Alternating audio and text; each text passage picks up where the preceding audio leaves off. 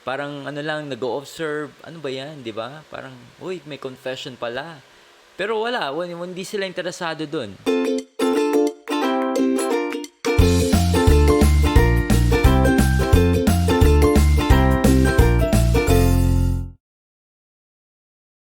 Hello mga ka-faith, my name is Adrian, Milag, and welcome again to my vlog. At kung first time mo dito sa aking YouTube channel, make sure na mag-subscribe ka at click mo yung notification bell button sa baba ng video na to para lagi kang updated sa mga bagong vlog na gagawin ko. Alam nyo mga ka-faith, madalas akong nakaka-receive ng mga messages and comment kung possible daw ba ang online confession. Yung mga tao nagtanong noon ay inireplyan ko at alam niyo na siguro yung sagot regarding sa question na to. For those people na hindi aware kung possible ba talaga ang online confession, maganda na pakinggan nyo itong gusto kong i-share sa inyo. Tinok ni Fra John Maagma, okay, na isang Franciscan priest sa Italy. I'm sure baka napanood mo na yung recent na shinare niya about mga false devotee ni Mama Mary. And today, maganda yung shinare niya tungkol sa online confession. So mga ka-faith, panoodin nyo itong vlog na ito. Sabi ng CCC, ayan o, CCC 1424, hindi tayo mag-CCC. Pero pagsisihan natin yung ating mga kasalanan. Okay, mga kapatid? Kaya niya pumapasok in the sacrament of confession. Sabi ng ating CCC 1424, it is called the sacrament of confession since the disclosure or confession of sins to a priest is an essential element of this sacrament. Okay? Yung pangungumpisal ng ating kasalanan, no? Okay, sa isang pare, dapat tunay pare ha, hindi peke ha, kasi walang mangyayari. Ganun po yun, okay? So, walang sacrament of confession. Dapat legit. Legit yung pare, hindi siya fake. Okay? At maganda, Catholic priest. No? Para talagang may saysay, no? May value. At merong benefit. Yan, okay? So, yun po yun. It is called the sacrament of confession since the disclosure. O siya, disclosure something private, yung talagang yung pinaka-ingat-ingatan, no? Yun po yun. Lalo na yung asking for mercy, tapos sa makasalanang nagawa, yun yung. Kaya, confession of sins of priest is an essential element of this sacrament. In a profound sense, it is also a confession, acknowledgement and praise of the holiness of God and of His mercy towards sinful men. Ibang the merciful person, no, in the face of awa of the divine mercy, no? Ayan ba yun, no? Face to face, no? Awa sa may awa, karap ang may akda ng dakilang awa. Ayan, no? Di ba yun, ganun po yung confession. So, 1424. And then, sabi ng ating canon law, ayan, no? Ano po yan eh? Ito magda sa ating mga pati sa simbahan.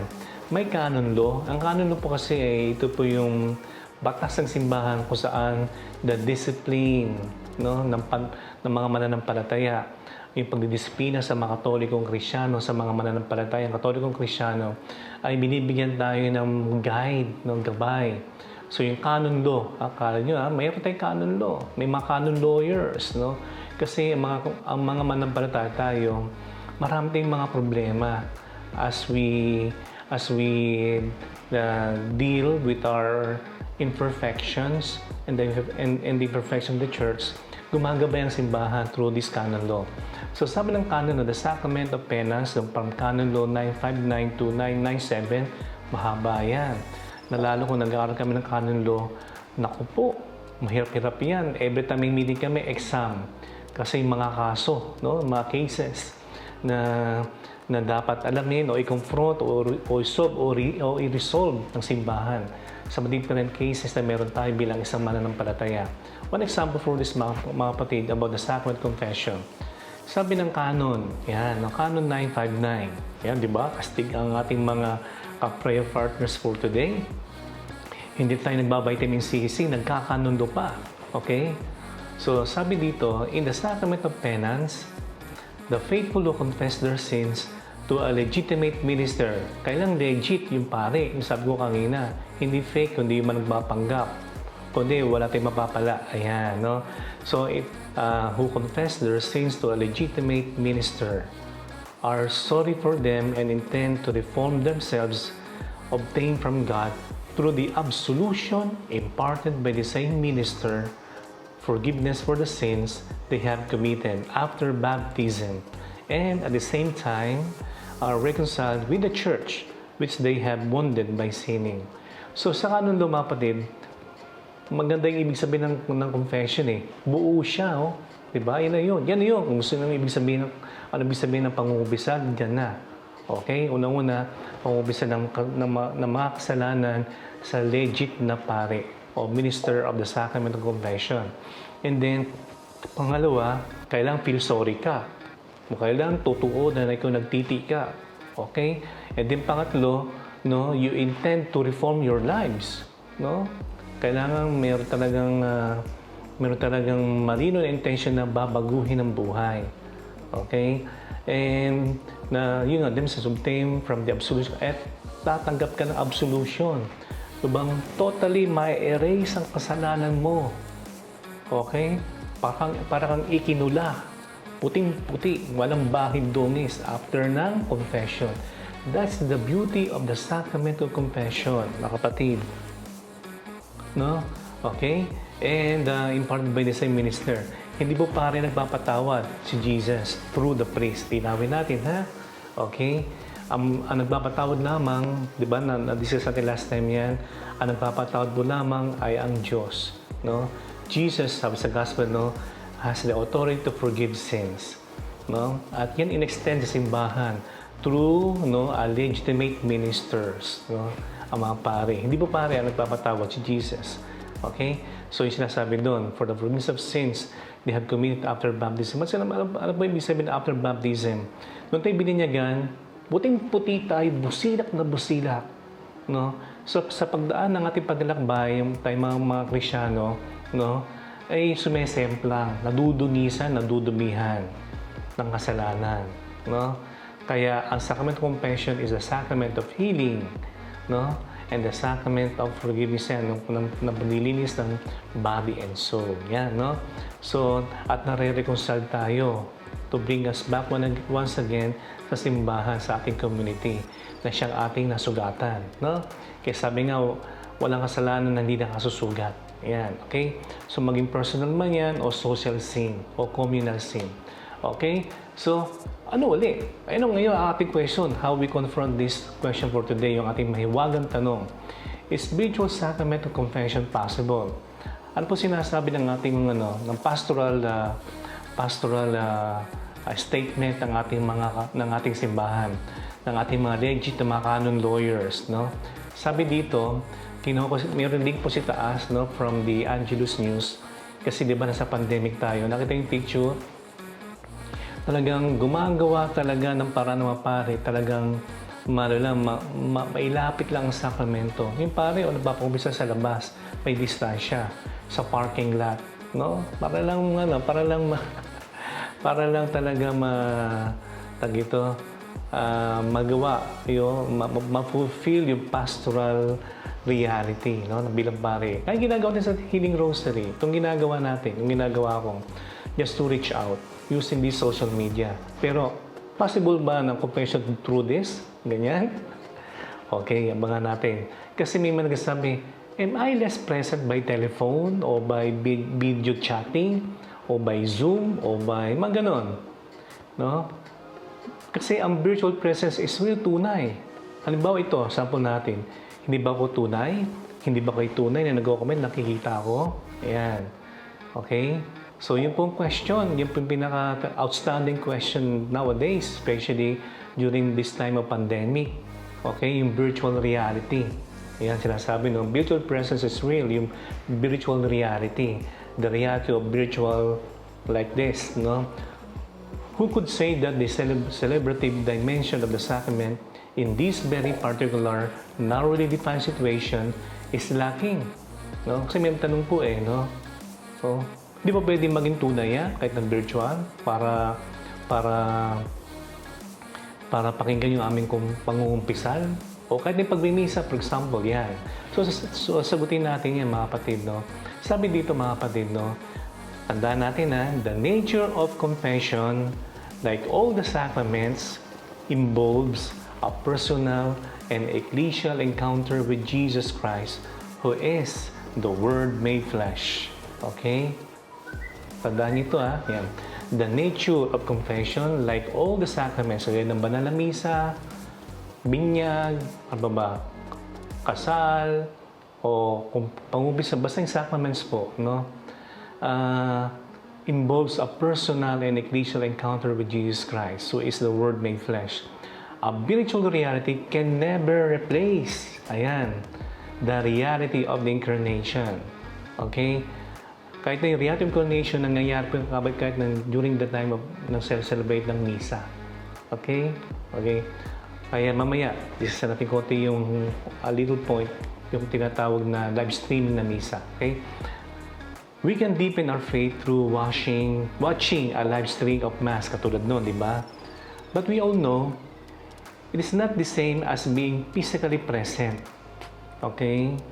Nandun pa rin. Nasabihin tayo kasi we are longing, desiring to receive Jesus. But, can we receive Jesus personally sa live streaming na misa? Hindi. Kaya ang ina-apply natin, yung tinatawag na spiritual communion. Iba pa rin yung meron kang personal encounter, personal receiving, no? Jesus made flesh sa sacrament of the Holy Mass. Same thing din po sa pangungumpisan, no? Okay? Bakit po? Ano bang kasi meron pong philosophy yan, no? Kung mamimilosopo tayo, sabi ng philosophy, kaya sa theology bago magano, may tinatawag pong matter and form, no? Okay? Matter and form. Okay? Yan. Yung tinatawag ng matter and form, mga kapatid, ay yung matter. Kailan present yung matter? Ano pa yung matter, mga kapatid? Tayo. Okay? Anong pinaka-matter? Tayo. Yan. Your presence. Yung bang pwede mong kuting sa pisngi, uy, tunay ka. Hindi ka virtual. No? So may dalawang kailan present po yung dalawang element niya, mga kapatid, no? So una na matter. Sunod yung tinatawag na form.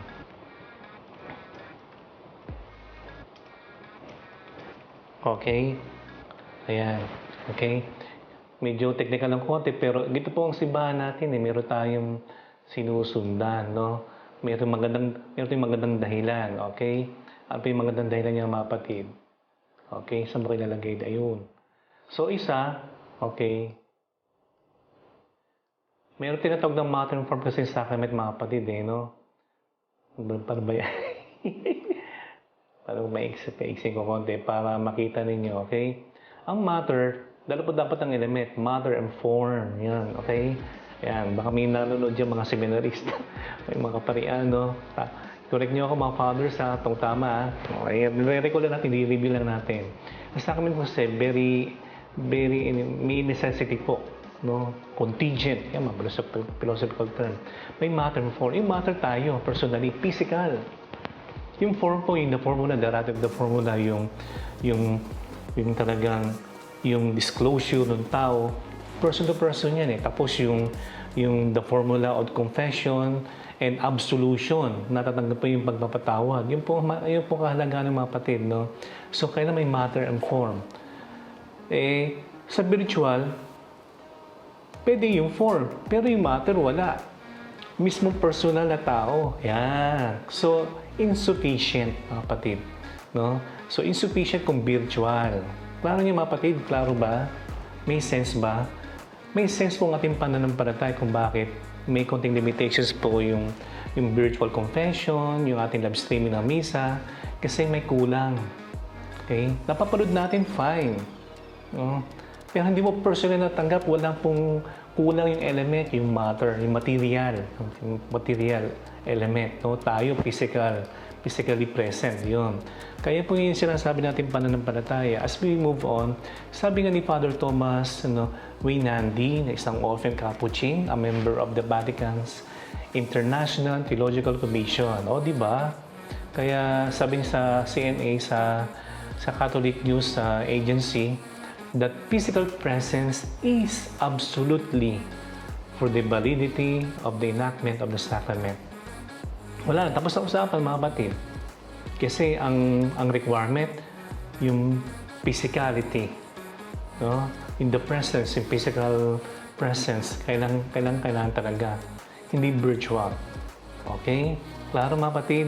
So when it comes to celebration of the sacrament is sacrament. May matter and form. Ayan, no? Kaya pag may nagtanong sa inyo, sabi ni Fradian at sabi, dahil sabi ng simbahan, no? May matter and form. May form, pero walang matter, yung material. Presence. Hindi siya present. No? Yun po yun. Kaya the physical presence is absolutely for the validity of the enactment of sacrament. Kung walang physical presence, invalid. Pwede siya, pero invalid. Okay? No? Ganun po mangyayari. Pwede, virtual, pero insufficient, incomplete, at hindi valid. Kasi may kulang. No? Kasi wala yung matter o material. So, matter and form. Yung philosophy, metaphysics.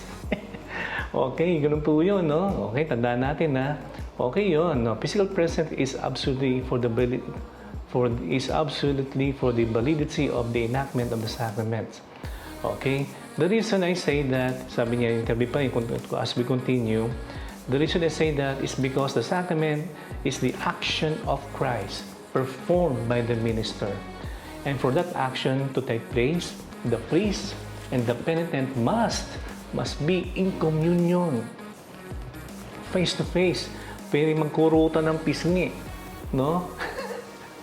Okay? Yun. Yung ginagawa doon sa picture natin dyan, yung may konting distansya pero kumpleto ang elements. May matter and form. Kasi may social distancing. Pero dapat malayo doon sa makakarinig para mas okay siya. Okay? Di mo yung nangungumbisa na sa kotse. Yung pare, yung minister, nasa labas, no? May distansya ng mga 2 meters yan eh. Okay? So, ganoon, no? Kumpleto ang mga elements. May matter and form. Material, physical presence. Okay? Sabi nga dito, no? The priest and the penitent must be in communion with one another in a physical manner. Ayan. Klaro mga kapatid, no? Okay? At sabi ng Pontifical Council for Social Communications, ito na, no? Kasi ang simbahan natin, kompleto yan. No? Kompleto tayo dyan. Meron in charge when it comes to social media. Kaya sa social communications, napapasok to. No? Itong isyong ito. So the Pontifical Council for the Social Communications puts it clearly. Virtual reality is no substitute for the real presence of Christ in the Eucharist. The sacramental reality of the other sacraments and shared worship in a flesh and blood human community. There are no sacraments on the internet. Okay, tapos na usapan. Okay? Dahil lang yung mga patig, sabi ng simbahan, gabahin natin para hindi tayo naghula-hula o hocus-pocus. Sabi ng Pontifical Council, okay, for social communication, there are no sacraments on the internet. And even the religious experiences possible there, by the grace of God are insufficient apart from the real world interaction with other persons of faith.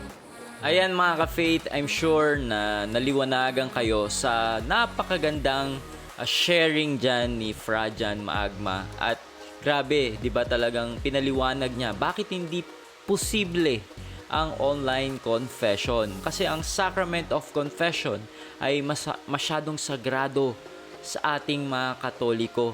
Hindi to pwede gawin lang na parang long distance because confession is a personal encounter to Jesus. Okay, personal mo siyang na-encounter every time na humaharap ka sa pare sa confessional box. Okay, kaya hindi talaga posible ang online confession. Okay, kaya ngayong panahon ng pandemic Alam ko ang struggle nyo. Struggle is real. Hashtag struggle is real. Pero alam nyo, ngayong pandemic ay talagang dito tayo matcha-challenge kung gaano ba tayo ka-desperate para tanggapin itong confession na to. At syempre, ito ay mas lalo nating pahalagahan kasi pinag-e-effortan mo siya, especially ngayong pandemic. Kasi dati, pre-pandemic ay napakadalin mag-confess, di ba? Makikita mo yung confessional box, di ba? Sa simbahan, mga confessional box, makikita mo yung maraming tao, pagpapasok ng simbahan, tititigan lang nila. Parang nag-o-observe, ano ba yan, di ba? Parang, uy, may confession pala. Pero wala, hindi sila interesado doon. Parang binabaliwala lang. Pero ngayong pandemic, dahil sa mga protocols, medyo mahirap talaga humanap ngayon ng pare. At dito, mas nakikita natin yung kahalagahan ng sakramentong to. Kasi nililinis nito yung ating kaluluwa eh. 'Di ba? Lalo na ngayong pandemic, grabe yung toxic, grabe yung negativity, yung fear na pinapakalat nitong virus na to. 'Di ba talagang ang bigat-bigat sa loob. Pero alam nyo, sa tulong ng Sacrament of Confession, ito yung magre-refresh sa ating kaluluwa. Kaya mga ka-faith, maghanap ka, mag-search ka, saan ka pwedeng makapag-schedule ng confession at ma-experience mo yung grasya at yung awa ng Diyos through the Sacrament of Confession. Make sure pala mga ka-faith na mag-subscribe kayo sa YouTube channel ni Frajan dahil dyan sa YouTube channel niya ay merong mga healing rosary dyan. At nagdi-discuss din siya ng katikisim dyan. Okay? So marami kayong matututunan kay Frajan. Make sure mga ka-faith na i-share nyo tong vlog na to sa inyong friends and relatives. And by the way mga ka-faith, meron pala tayong bagong merch design na this was inspired by one of the message of Our Lady of the End Times. So tignan nyo itong bago nating design.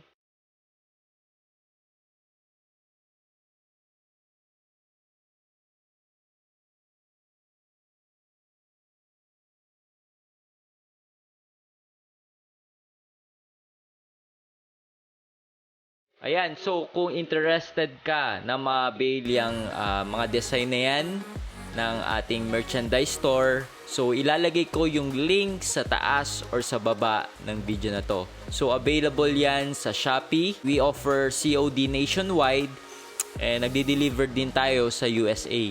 Okay, so i-click nyo lang yung link sa taas or sa baba ng video na to. Thank you and God bless. So that's it. Thank you for watching this video. I hope na na-bless at na-inspire ka dito sa aking vlog. Make sure na i-like mo at mag-comment ka sa baba ng video na to at mag-subscribe ka sa aking YouTube channel para lagi kang updated sa mga bagong vlog na gagawin ko. At huwag mo din kakalimutan na i-like ang aking page. So this been Adrian Milag, encouraging you to lead your life to the fullest. God bless you more abundantly.